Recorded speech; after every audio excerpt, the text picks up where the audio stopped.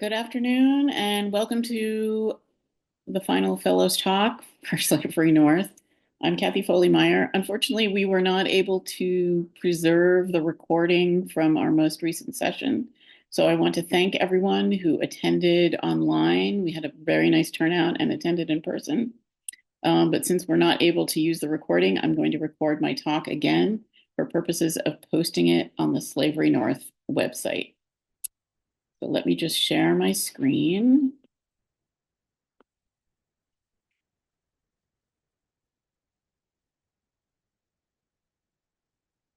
Okay.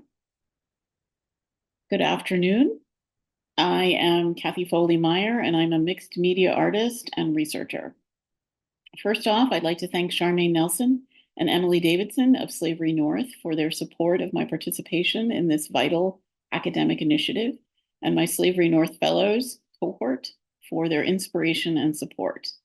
Today, I'm going to use the history surrounding the 120-ton cargo ship Desire, a ship which is often credited with bringing the first enslaved African people to Massachusetts, as a way into talking about the slave trade in the region and the concept of ocean memory and the millions of Black lives lost during the voyages of the slave trade, Black bodies that maintain a residence time presence in the oceans of the globe.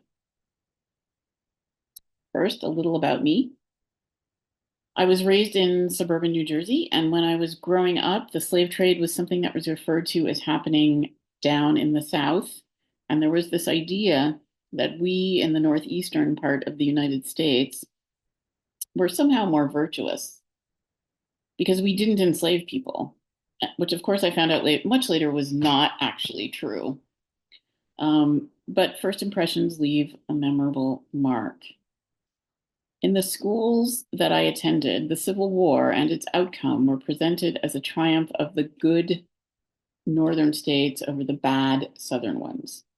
It was also presented as a conflict fought so that the North could free enslaved people from their bondage in the South. The Civil War was fought to free the slaves narrative existed right beside the slavery didn't exist here narrative that I was taught in school, and it is a particular kind of mythologizing that is created and disseminated to provide comfort for the violence and oppression that was undertaken in the creation of the United States.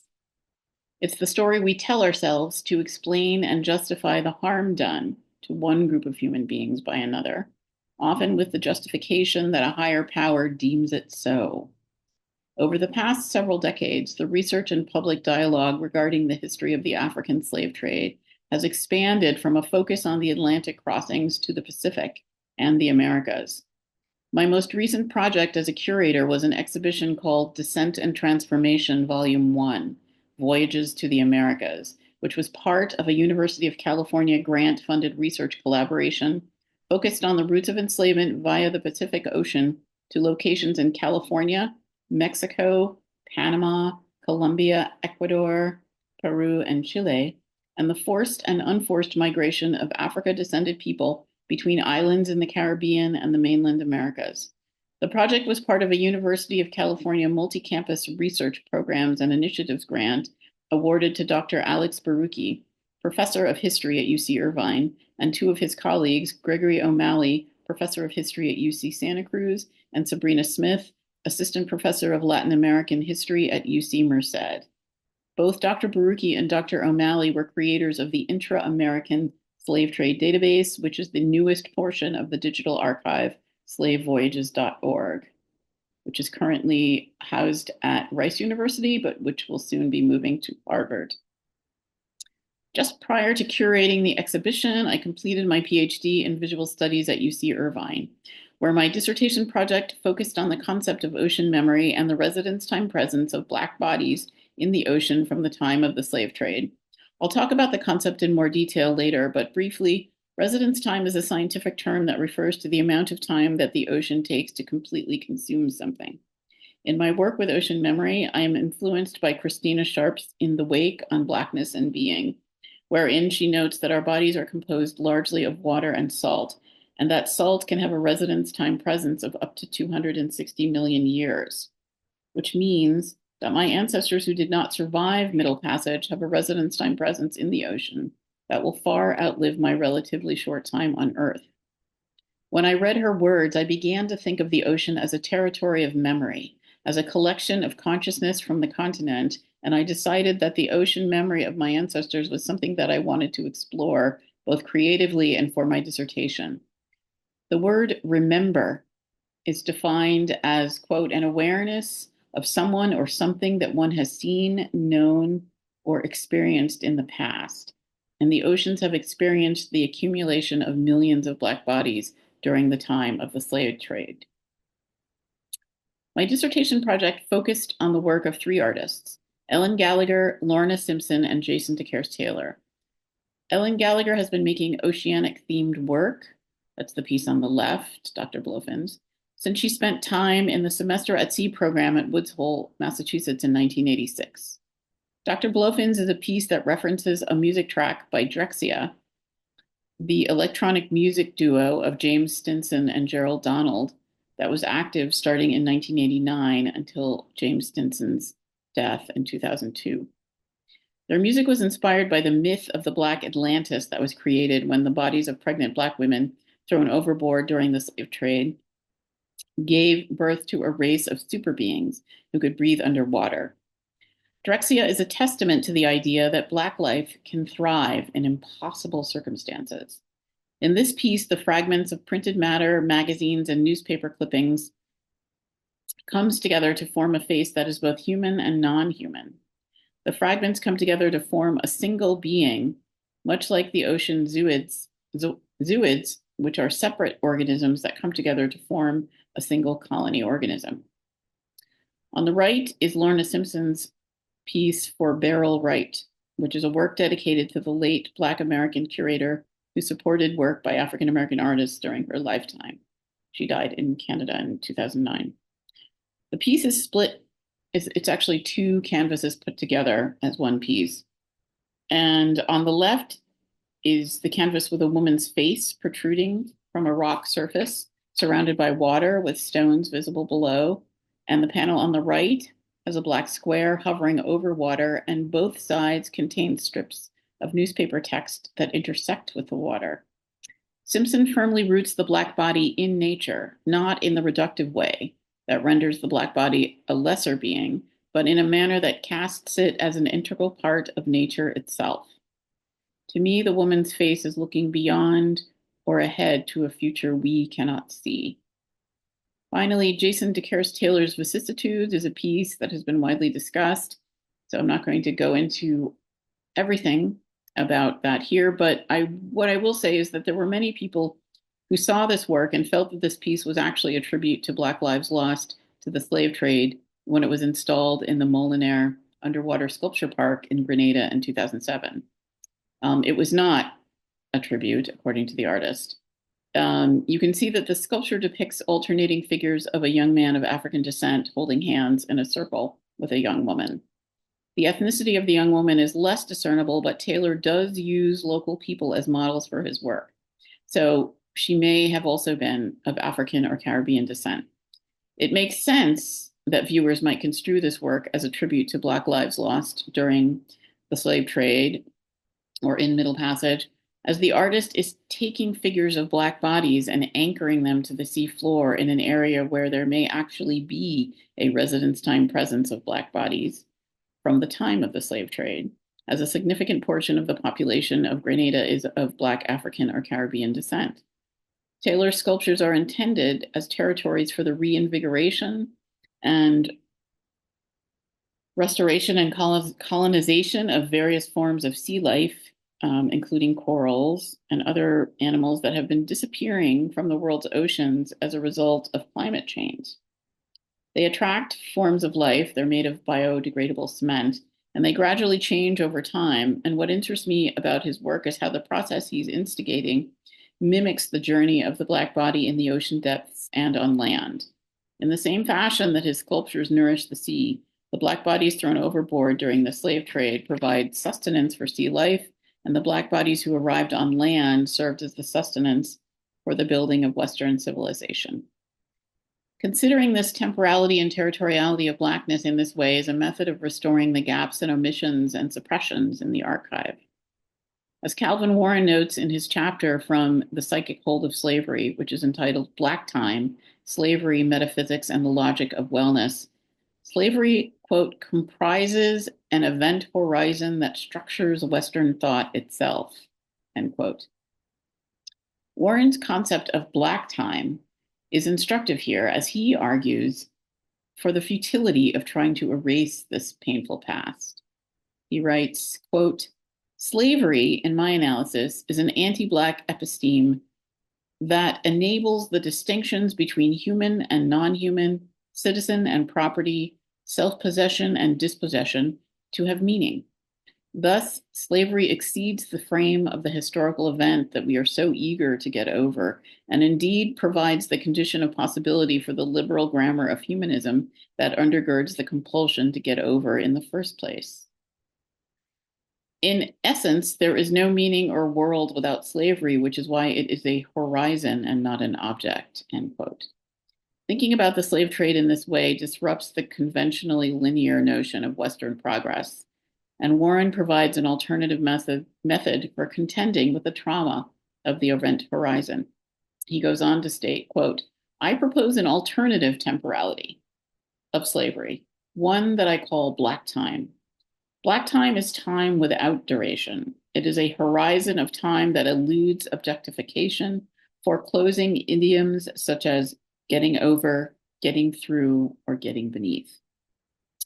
End quote. Warren's concept of Black temporality is one that continues to exert influence over my art practice and research, and can assist us when contemplating the lesser known aspects of the history of the slave trade in the northeastern United States and Canada.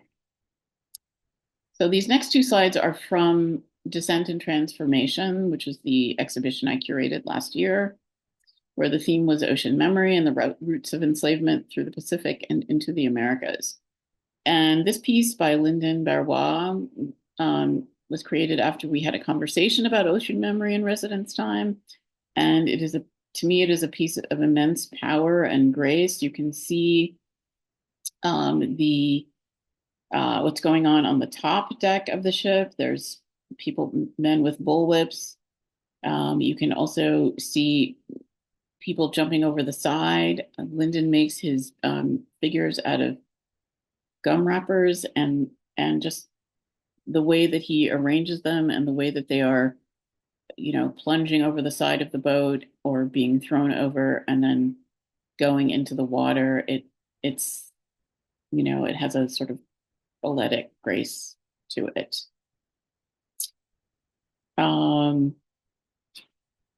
This next piece is by Mark Stephen Greenfield. And for the past several years, Mark Greenfield's work stands out as a method of filling in the gaps in our historical archive with regard to Blackness. The piece on the left, York, is a rendering of the enslaved man who was a member of the Lewis and Clark expedition to the territory of the Louisiana Purchase. And Lope Martin, the man on the right, was an Afro-Portuguese seafaring man who enjoyed relative freedom on the seas, where he was the first pilot to cross the Pacific Ocean from the Americas to Asia and back. The gaps that Greenfield addresses are the perfect pivot to the gaps in the archive regarding the Desire. There are no artistic renderings of the Desire, but she was built in 1636 at a shipyard in Marblehead, Massachusetts, and we know that she was the same tonnage and general design as a ship built almost 30 years earlier named the Sarah Constant, which is also sometimes referred to as the Susan Constant. The Susan Constant, or Sarah Constant, is currently a tourist venue in Virginia. In the 1930s, there was acknowledgement in the press about the historic nature of the Desire, and artists were commissioned by the Civil Works Administration, which was the Depression-era federal jobs program, to create a mural of the Desire for Abbott Hall in the City Hall building of Boston. But even that project ran up against the absence of data and or imagery associated with the voyage. There were no drawings or other depictions for the artist to refer to. And that may have been because the ship was not an official slaver when it was constructed. It was intended to be a standard cargo ship. but was put to use in 1637 and 1638 to include human cargo in its hold. It's attractive to me as a refracting device for looking at the slave trade in Massachusetts and New England because so little detail is available about the Desire and its maiden voyage. A refracting device is something that makes light change direction. And if we think of our knowledge about the slave trade as the light, the history of the Desire as a marker of the trade has directed the light of history onto the year 1636 in Marblehead. The lack of official records is also attractive when thinking creatively, as there are all kinds of approaches and elements you can use as an artist to explore the subject. The vessel's name, Desire, holds many meanings, particularly at the time she was commissioned and built in Marblehead. The desire of colonists to secure their territory and subjugate the Native American population, the desire to utilize slave labor in the construction and maintenance of a new society, and political system outside of the monarchies from which the colonists escaped, the desire to see their activities as ordained and therefore justified by a higher power, and the desire to see themselves as just and good people while they engaged in activities that decimated one population and enslaved another. Desire sailed under the direction of William Pierce, and in the family history published by his relative, Ebenezer Weaver Pierce in 1870, we see the justification process at work. Ebenezer clearly finds the institution of slavery repugnant, and in discussing the desire, he makes his feelings plain, while at the same time instilling a familiar hierarchy regarding which groups of human beings can and cannot be enslaved. He writes of the Desire's maiden voyage cargo of indigenous people, the return of which would contain people from the West Indies. Quote, "The Indian could be cheated and grievously wronged in various ways by the white man, and he was. But to be made a slave, never. There is one race that have been and can again be made slaves, but that race is the African, not the Native American, and its shade color or color black instead of red. There are beasts and birds that cannot be tamed because the power, with a capital P, that created them made them untamable. And there are races of men that cannot, under any circumstances, be enslaved because their author, with a capital A, evidently intended them to be free. And the North American Indian was one of these." End quote. What's striking about this passage, at least for me, is not its justification for racism, which is to me a given, but Ebenezer Pierce's concept of freedom and the contradictions in it, which are never addressed. For him, freedom for the indigenous population seems to be the freedom to be subjugated by the white colonial settlers, to live under their control. Although information about the early voyages of the ship Desire is few and far between, it has survived as an event perceived to have launched slave trade in the Massachusetts region. The journals of John Winthrop, governor of Massachusetts Bay Colony, provide the most well-documented mention of the Desire in 1637, and centuries later we hear about it from the writing of the Black historian Lorenzo J. Green, author of The Negro in Colonial New England, originally published in 1942, where he writes, "In this traffic, as in slavery, Massachusetts took the lead. It was the Desire, the Salem ship, that started the New England slave trade and therefore thereby laid the basis for the economic interdependence of colonial New England and the West Indies. Because no formal records of these first voyages of the Desire exist, we have no way of knowing if any members of its human cargo were lost along the way and maintain a residence time presence in the ocean. The earliest ship that appears in slavevoyages.org with that name was for a voyage that began in London in 1675 and sailed back and forth between the UK and Calabar, Nigeria. There is one voyage in 1792 that began in Rhode Island in an unspecified port and sold slaves in the Americas.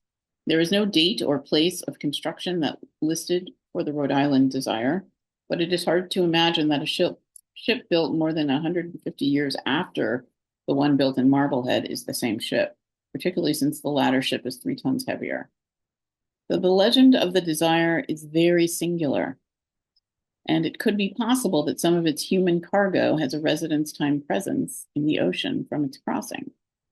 And it is possible to think about its voyages in the context of ocean memory. So what do I mean by the phrase ocean memory?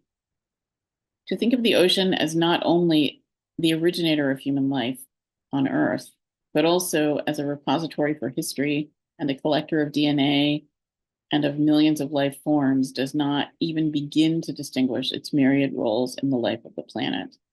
As an artist, I remain intrigued by the ways in which this Black presence can be conceived from the time of the slave trade, and by the idea that the ocean is not only a repository of human DNA, but also it is a receptacle for the generations of human consciousness that reside within its depths.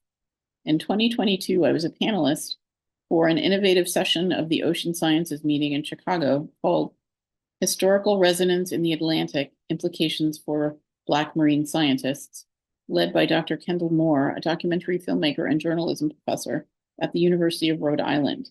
Professor Moore coined the term the Black benthic to describe, as she puts it, quote, the story of what lies on the seafloor and what kinds of influence it has on the telling and the retelling of the narratives around oceanographic research, end quote. The Black benthic is a concept that continues to influence my art practice and research.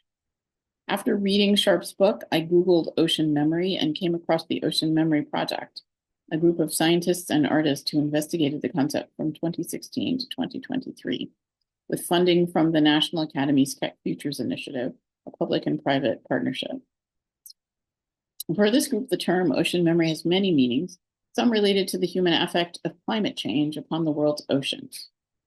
I joined the group in 2020 and advocated for the adding of the lives lost during the global trade in people from Africa to the definition of ocean memory.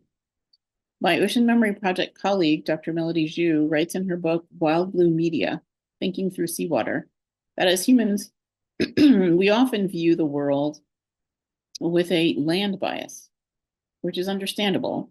We would naturally favor the orientation of our contemplation of our history in terms of the events that took place on land, the conquests, the battles, the conversion of untamed territory into cities and farmland settlements.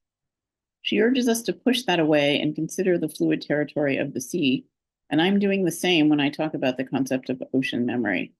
I think my land bias was showing when I was surprised to learn of the Native Americans being sold into slavery from the Desire voyages, as I always pictured the conflict between the Native Americans and the settlers as being over millions of miles of territory stretching from coast to coast in all directions, most particularly the boundaries of what became the states of California and Texas, where the cowboy mythology narratives are ingrained into the state history with the willing assistance of American popular culture. To place the ocean and its depth at the center of our thoughts and discourse can be disorienting. For as humans, it is not a surface upon which we can stand, at least not without an intervening structure. And we cannot exist within it without an apparatus, for at least a long period of time, at least, without an apparatus to breathe. We build structures to exist upon it and cross it, and there are large concentrations of the detritus of our lives that we release into it. And we know that our earthly presence has had an indelible and incontrovertible effect upon its being and internal processes. We think of the ocean as a single entity, but in reality, it is made up of multiple levels of diverse layers. Not to get too geeky, but the ocean has three main layers: the surface layer, the thermocline, and the deep ocean. But even within these layers, there is a diversity of oceanic life that can exist, and the discoveries of what can exist on each level are ever evolving. For many years, scientists believed that no life in the sea could exist outside the effects of sunlight. And that the deepest layer of ocean, known as the Hadal Zone, was thought to be devoid of life. However, mechanical instruments surveying the zone revealed a locale teeming with forms of life and sea creatures previously unseen by the human eye.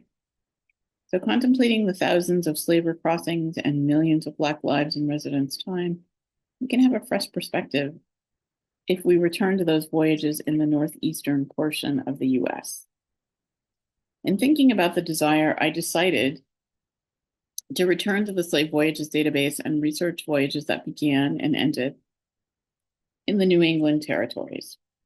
The search yielded 1,196 voyages that were made starting in 1645 and ending in 1860.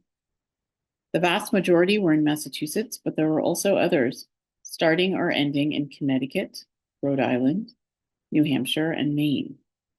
My idea was to try to see how many human cargo might be in residence time from those voyages, and the sample yielded 6,021 Black lives lost at sea. But as is the case with most numbers and information from the archive, it is a statistic that feels small and incomplete. This is knowledge that exists alongside and within so many gaps and unknown unknowns.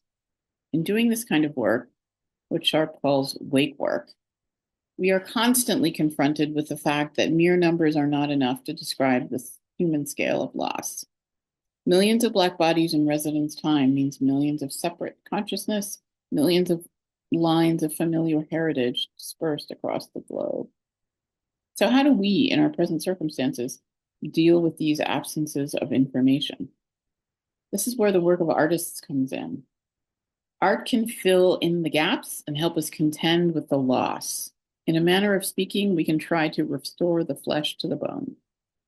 Art can exist and thrive in spaces where statistics cannot go, and in so doing, helps us contend with the unimaginable. The gaps and silences of the archive can become less stark, and we recenter the human in our research. Art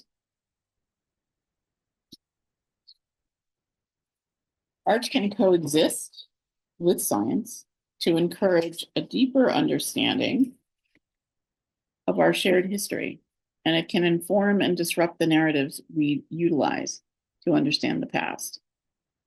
This is what I was attempting with 12 voyages, which you can see here.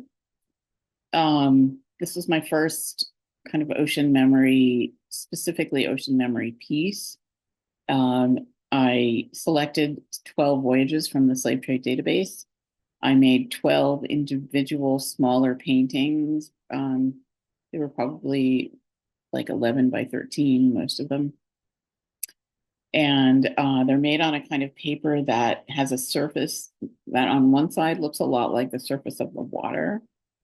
And it's a thick paper that really, really holds watercolors well, and they kind of spread out and go in their own directions.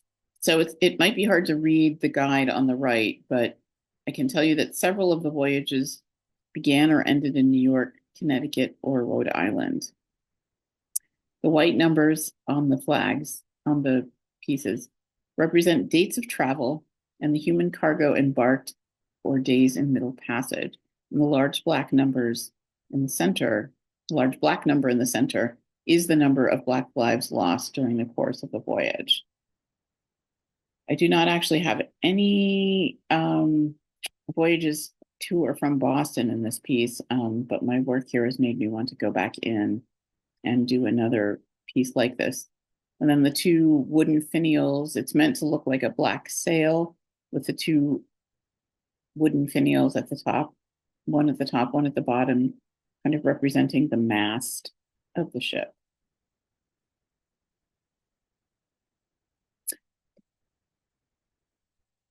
So these are works in progress from my time at Slavery North. So they don't have titles yet.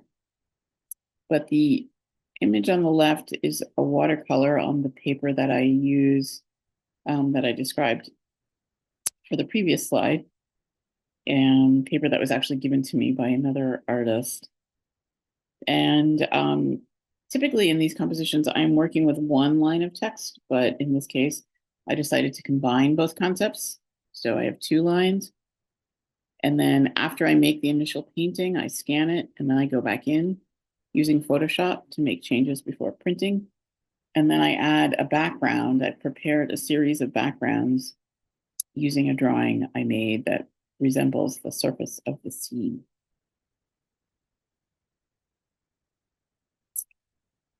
The image on the right, I am making a grid using portions of ocean water renderings that I painted on full sheets of paper and then cut into strips and wove together.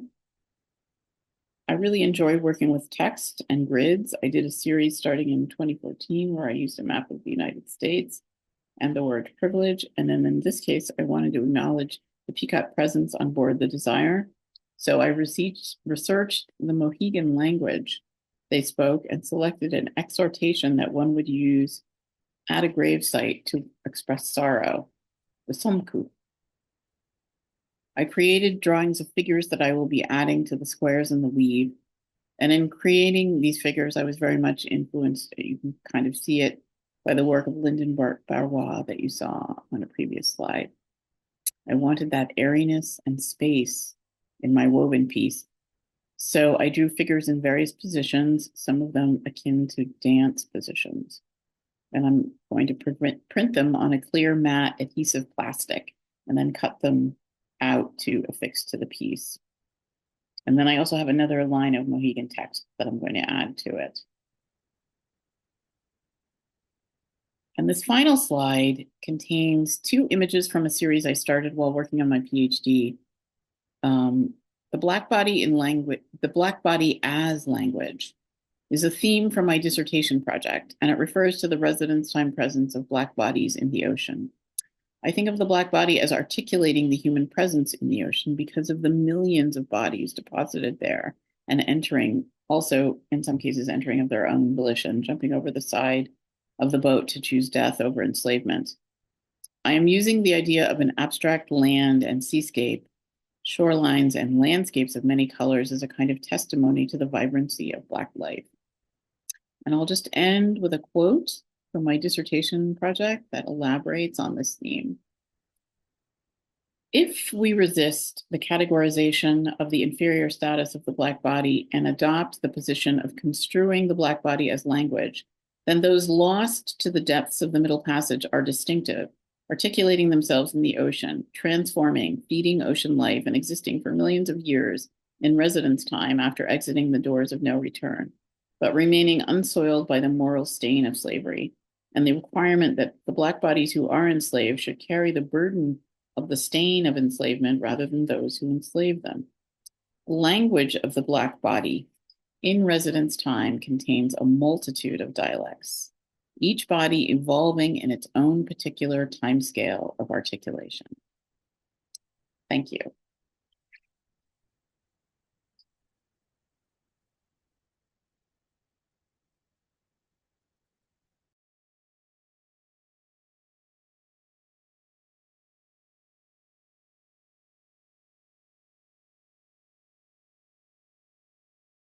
Wonderful. So if anyone in the room has a question or people online want to share, you can type in the chat if you'd like, or you can unmute on mic and we can take turns to address a powerful presentation. Can I ask you, when you say recentering the ocean, in terms of the discourses on things like slave trade, there's a lot of other scholars who have written about the Middle Passage, and there's of course other artists who've done work. So you're obviously getting at something that you think they missed, right? So what is it you think people have been overlooking of these people who have been working on the Middle Passage that you are now centering on? Yeah, I think I'm centering literally the residence. So I think of the residence time presence as a generative and regenerative presence. Right. I think about it in terms of because there are so many millions of bodies in residence time, if, say, for example, we were wiped out by an asteroid, they would be part of like the new generation of the human, like regeneration of the human. The literal material. Yeah, like the literal material life of the human. But also, we don't tend to think of those who have not survived I mean, we account for them and we make art about them, but they get kind of left out of the narrative, because they're not sort of materially here. Right. And I think it's a powerful point that you still refer to them as your ancestors, because a lot of Black people in the diaspora refer to the survivors who made it to the Americas as their ancestors, and don't necessarily refer to those that were lost, who were also our ancestors. So I think that's very powerful. Yeah.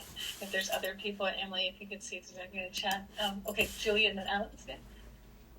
Yeah, really interesting talk.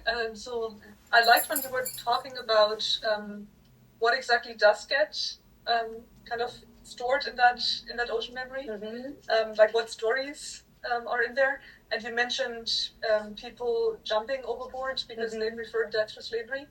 And I was thinking, like, what other stories might there be? And we do know that there were some rebellions, for instance, that led to the sinking of entire slave ships. Like, sometimes enslaved people would set fire to the ship and then have it sink as an act of rebellion. So there's those stories too. I think it's interesting to think about, like, what the range is of how people ended up in the ocean. No, that was true. When I was doing my research into the Slave Voyages archive, they also track rebellions, and I was actually, we don't really hear much about them. I was actually surprised at how many rebellions there were. And how common it was. And I think it's kind of interesting that information is sort of repressed. It's almost like it has so much power, because often enslavement is presented as something that there's a meekness to it and a sort of resignation to it. And actually, the agency of rebellion is kind of overlooked. Or downplayed, I should say. To Julie's point, how many slave ships too were just swallowed by storm, and everybody went in the ocean, right? And then two, there's Marcus Rydiger writes about in his book The Slave Ship: A Human History, a massive slave ship that I think had something like 600 slave people on it, and they had boarded it and it blew up on the coast of Africa. So everybody went, right? So what are those moments too, besides the ones that you talked about as well? Alex, please jump in. So thank you so much for your talk. Just like this beautiful, I really loved the concept of the refractor, the refracting device. And sort of a piece of history has like knowledge bound that becomes a refracting device. Sort of thinking about like molecules of water as sort of like refracting devices of how we see. So just as a visual like modifier, I thought that was really beautiful. I was just wondering, this might be kind of a simple kind of process question, but I'm curious about the paper that you work on. But I'm also curious about, in thinking about water and your use of watercolor as sort of like a primary medium, and then the piece in which you're also weaving. I was just wondering if you could talk a little bit about the way, because there's process ways of thinking, like the refractor and like ocean memory, that have such like physical redress in them, right? And like a little bit maybe how you think about your process in scholarship as it translates into materiality. And that's not exact, it's sort of like a rounded question, right? Like you can answer it like sort of any way you want, but what that looks like a little bit for you in the studio as someone who holds this other kind of knowledge that you're thinking through, and then these materials of like watercolor and weaving and technique work. Sure. So the paper, I'm not actually sure what it's called, because it was actually left in my studio by another artist, and I've been slowly working my way through it. She used it to do beautiful portraits, and I discovered by accident how absorbent it was. And I started working with grids in 2014, where I made a grid of like the map of the United States, and I used the word privilege, and then I applied it so the entire map basically says privilege, but it's shaped like the US, and then I painted the different skin tones, and that was my first kind of experiment with grids. And what was the other question you were saying about my scholarship too? Oh yeah, this sort of the idea of like sort of scholarship into or thinking in sort of a textual way, right? And then the way that might kind of prompt you in the studio to think about materials. I'm just kind of curious about. Yeah. Well, I was really affected by, I didn't show the picture here, but I was really affected by the way Jason Taylor's sculptures change, because they attract sea life to them and they become these entirely otherworldly beings. And then I was thinking about the concept of Drexia and the Drexians being otherworldly Black people. And there's a lot of energy around, like there's I think it's an animation or it might be a live action movie that someone is working on about Drexia and bringing that to life. But so I'm not at the point where I'm not really good with drawing figures. I'm sort of just exploring how to do that. But I'm really interested in the way that the change that happens underwater, both the dissemination of the body, but also the accrual of sea life to make a different body form. So it's kind of like a mix of a little bit of Afrofuturism, but also, if you look at pictures of Taylor's work, they look like, otherworldly. There's one in particular of the young Black man where he still looks Black, but he just looks Black in a different way. I'm not sure. Have I answered your question? Yeah. Okay. Yeah. I was just wondering about for you as a maker, right? Usually there's something that bothers me. I've been thinking about it for a while, and then I'll get an image in my head, and then I'll try to make that image. That's how it was when I first started working with glass. I would actually already have the image in my head, and then I would wander around like Home Depot and say, okay, what are the materials I can buy to make this? Yeah, how can I make what I'm seeing in my head? So we have a question online. Ella Maria, do you want to unmute that mic and speak? Thank you. What a powerful presentation. Thank you, Kathie. Really. I am wondering. What did you say? I said, thank you, my dear cousin. Absolutely. I would like for you to explore with us just a little bit. What is it about the grid that calls your name in telling this visual narrative? And I'm curious because when I think of ocean memory and I think of how you're talking about resident time, it feels those two concepts feel very Sankofic, very cyclical in many ways. And then here you come and saying, oh, there's space for us to analyze this as a grid. And so I'd like to know, what is it about that whole idea of using the grid that A, calls your name, and B, is in concert with ocean memory, the movement and of ocean memory and the movement of residence time? Okay, so the grid allows me to do two things. It makes it easier for me to work with text because it spaces it in a particular way that is legible. And then in terms of the ocean has many layers, but I didn't want to paint a picture of layers of the ocean.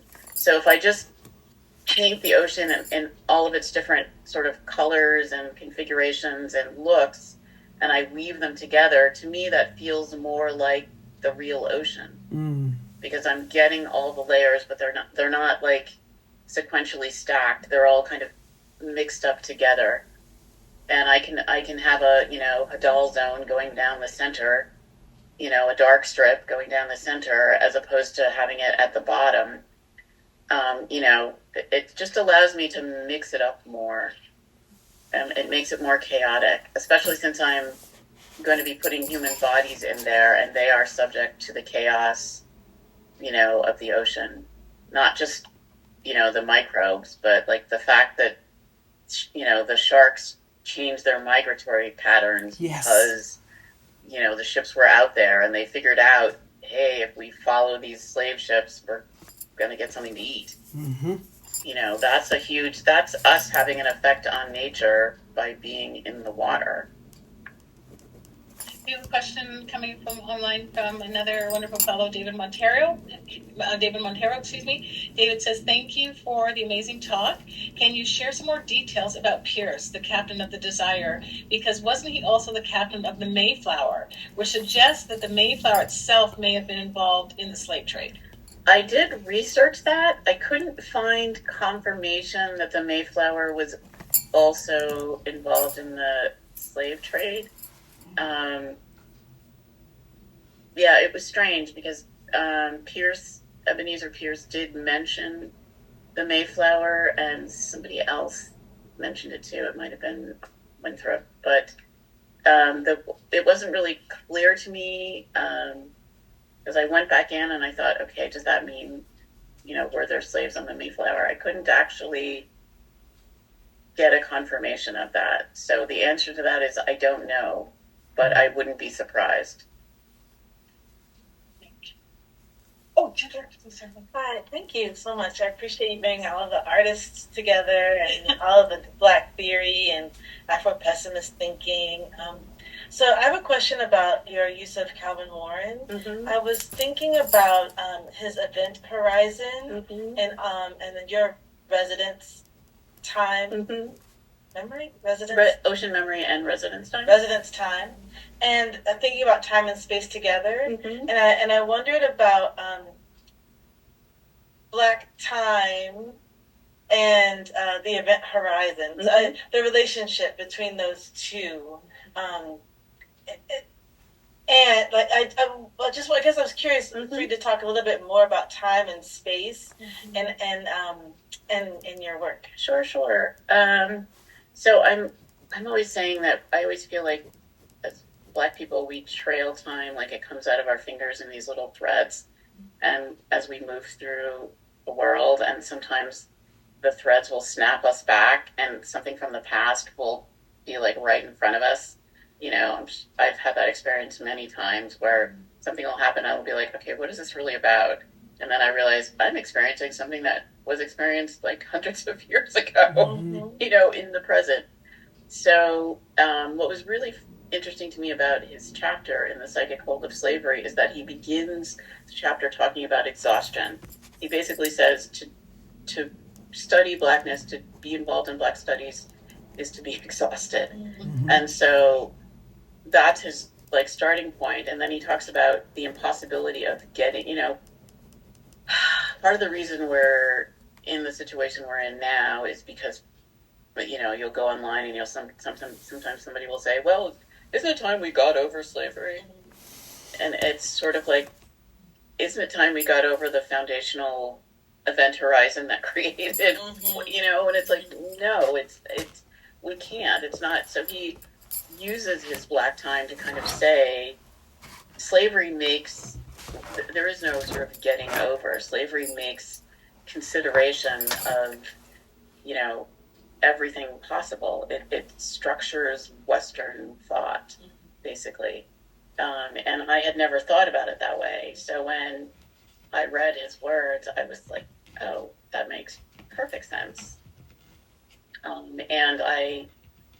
in my dissertation, I was trying to play around with the idea, and also in my that we're not subject to temporality in the typical way.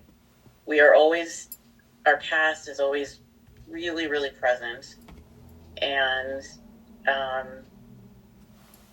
because of the sort of gaps in the archive, we sort of fade in and out of view. And also, when you add the ocean into that mix, our temporality gets stretched out. 260 million years is a really long time. And I'm so intrigued by that concept that there are voices in the ocean and consciousnesses in the ocean that I never met and never will meet, but they are also responsible for how I am here. So, yeah, it's just there are so many Black temporalities. We're very, I think as Westerners, we're very fond of that linear, concept of time. It's ingrained in our American dream. You arrive, you start at the bottom, you work hard, and eventually... Yeah. I love that voice. Yeah.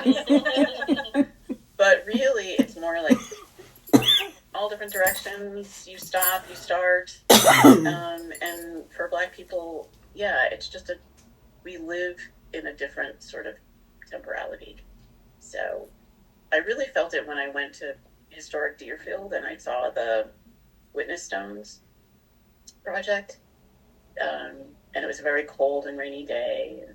I went with my husband, we walked around and we took pictures of the stones. And you would imagine the person whose name was on the stone and their dates of birth and when they lived there, and you could sort of see what it must have looked like for them because they preserved it so well. But it also makes you wonder what it must have felt like for them to be there and be enslaved on that property. Thank you. Sure. We have another question online from Mark. Can you tell us a bit about your research methodology? Hi, Mark. So it's many things. So I can say that I actually had the CDs of the Slave Voyages database back when they were CDs or DVDs. And I bought them because I thought, okay, someday I'm going to look at this. This is really fascinating, but I don't have time to look at it now. So I purchased them and then I didn't touch them for years. And then I came across the database online. What's nice about this locale is that I was able to go to the Massachusetts Historical Society and also, historic Deerfield. There are all these archives here that, I can use.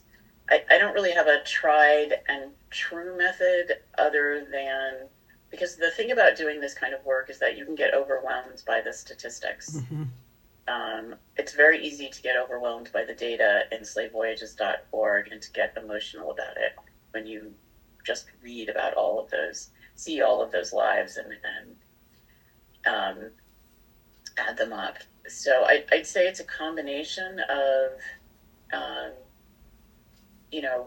going to the traditional archive and looking at, when I was at the Historical Society, I looked at an old logbook of someone who had enslaved people on a property in, I believe it was Barbados, and he wrote back and forth to his brother. So I looked at their letters, I looked at the ledger where they accounted for the sale of enslaved people and the sale of land. So it's kind of all over the place, I would say, in terms of research. I don't have one particular way that I do it. Usually it's something that strikes me out of the blue and I'll think, okay, I need to know more about that. And it doesn't mean I'll always find out anything more. I wasn't able to find out a lot more about the Desire, so but I could use that as a way. The actual lack of information was also a kind of information. I'm not sure if that answers your question, but it's random.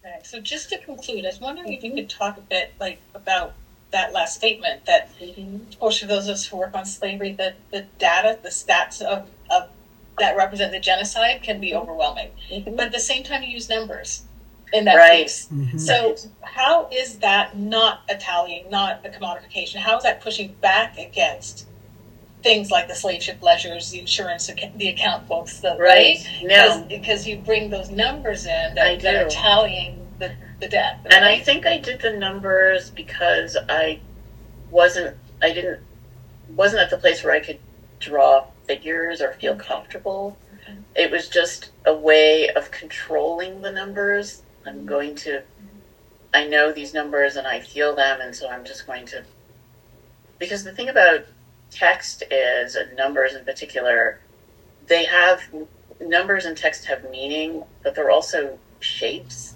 Mm-hmm. Sometimes when I'm looking at them, they become removed in a way where I'm not looking at what they mean. I'm just looking at how they're shaped. Mm-hmm. It's weird. Abstract. Right. Yeah. And so my brain does that. So I because I felt the same thing after I completed the piece. I was like, okay, this piece is a failure because I haven't gotten beyond the numbers.